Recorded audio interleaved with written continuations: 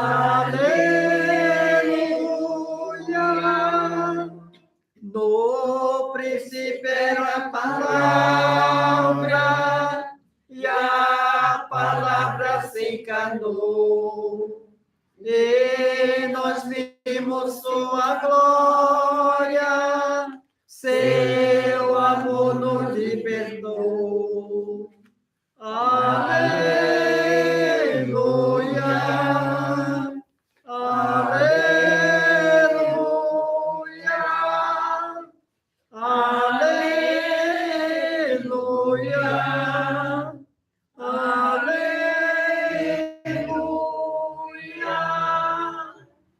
O Senhor esteja convosco. Ele está no meio de nós. Proclamação do Evangelho de Jesus Cristo segundo São Mateus. Glória a vós, Senhor.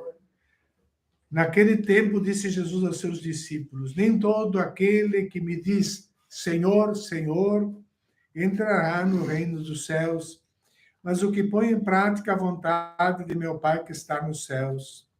Naquele dia, muitos vão me dizer: Senhor, Senhor, não foi em teu nome que profetizamos? Não foi em teu nome que expulsamos demônios? E não foi em teu nome que fizemos muitos milagres?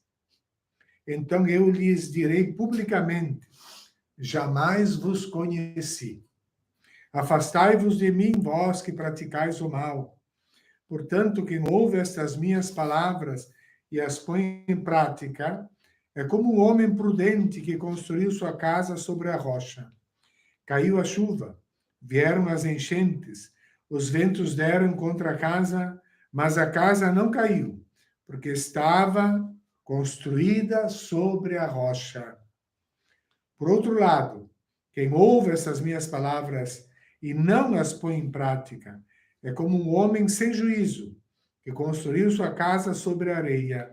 Caiu a chuva, vieram as enchentes, os ventos sopraram e deram contra a casa, e a casa caiu, e sua ruína foi completa. Quando Jesus acabou de dizer essas palavras, as multidões foram admiradas, ficaram admiradas com o seu ensinamento. De fato, ele as ensinava como quem tem autoridade e não como os mestres da lei. Palavra da salvação. Glória a vós, Senhor. Podemos sentar um instante e vamos meditar essa palavra de Deus. Em primeiro lugar, é interessante a história da migração. Abraão e Sara viajam, estão sem descendentes, tem toda aquela terra, vai ficar para um herdeiro, para um servo, e Deus manda ele contar as estrelas do mar, as estrelas do céu, a areia do mar, e assim será a descendência. E nós rezamos no Salmo: dai graças ao Senhor porque Ele é bom, Ele mantém a sua aliança, aquela aliança que Ele estabeleceu com Abraão e que nós vimos ontem na leitura, os animais repartidos ao meio, e durante o sono, Abraão viu passar uma tocha e fogo no meio daquelas carnes, e essa era a aliança com Deus. Significa que Deus vai cumprir, porque ele fez um pacto. E se uma das partes não cumpriu o pacto, deve ser repartido como aqueles animais, repartido ao meio. Né? Deus assumiu esse compromisso. Agar, que era uma escrava egípcia, e que deu um filho a Abraão, e ela começou a ser maltratada pela sua patroa, por Sara. E de repente Sara também viu, olhar de mãe, olhar prático, interesseiro, quando viu os meninos brincando e cresciam e se queriam muito bem, ela pensou uma coisa e ela disse para Abraão: Abraão, manda embora essa mulher com seu filho.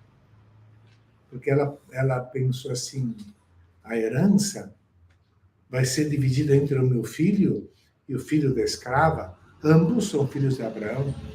E começou a maltratar essa escrava, E que Sarai maltratou tanto Agar. É uma escrava, então vamos maltratar. Ainda hoje tem gente que pensa assim. Ainda hoje. Gente pobre, gente da classe média, gente rica que quer escravos para maltratar, ainda hoje. Mas tratou e ela fugiu.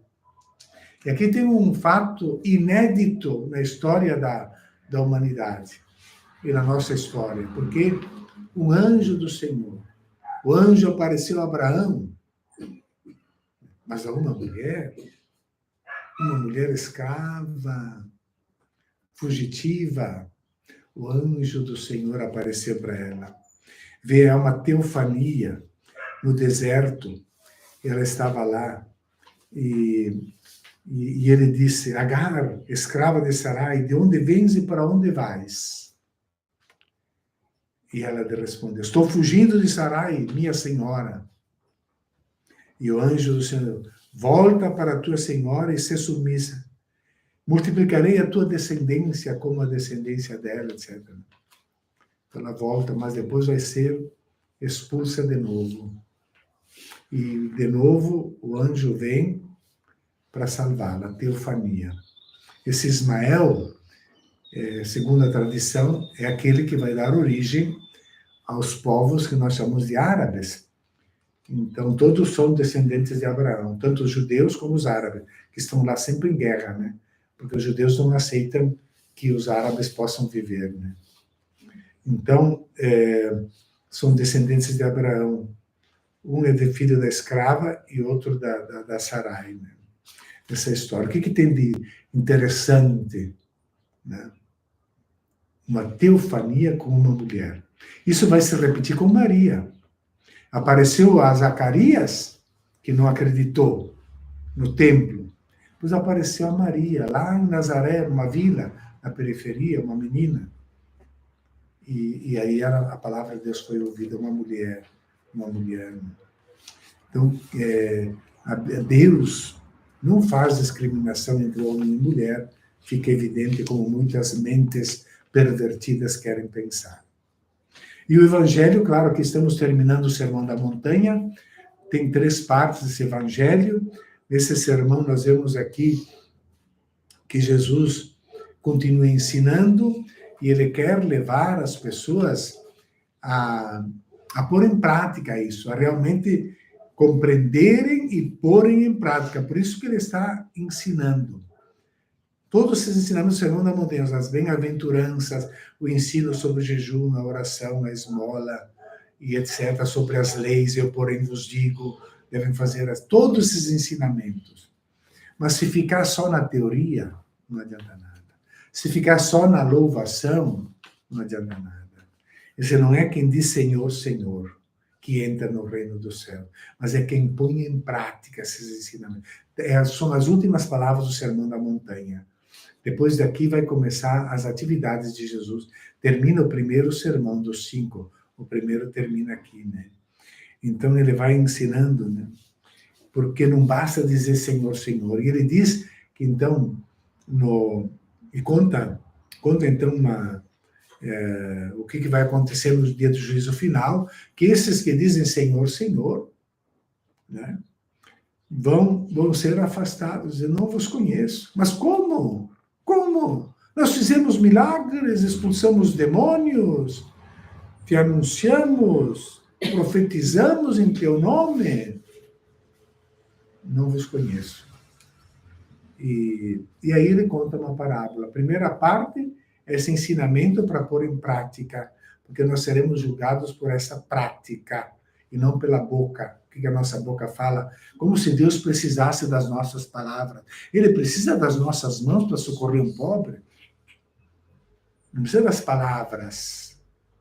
As palavras que nós rezamos e falamos e louvamos fazem bem para nós. Nós precisamos dessas palavras para agir. Mas Deus não precisa. Nós precisamos. E ele dá, então, essa parábola da casa, que pode ser construída na areia ou na rocha. Oxalá que nós aprendamos a construir as casas sobre a rocha, que os pais eduquem os filhos para serem pessoas humanas adultas, maduras, capazes de servir, e não já começam mandando de pequenos e não tem limite para nada. Só aumenta a violência e frustração depois na vida dela. Né?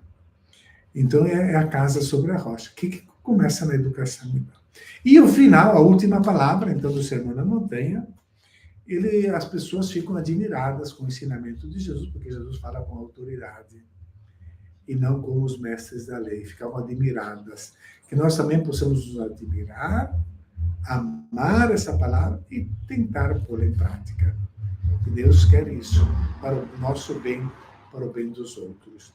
E sempre no nosso coração, não podemos esquecer essa frase: dai graças ao Senhor, porque Ele é bom.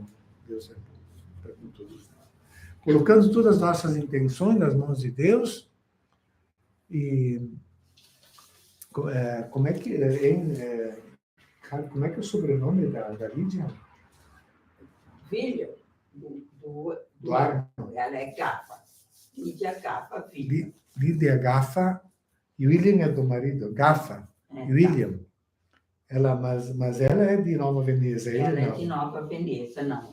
Ela é daqui do sul, de Lomba Grande. Ele, né? É Lídia Gava. Lídia Gava. Está perguntando lá em Londres o sobrenome.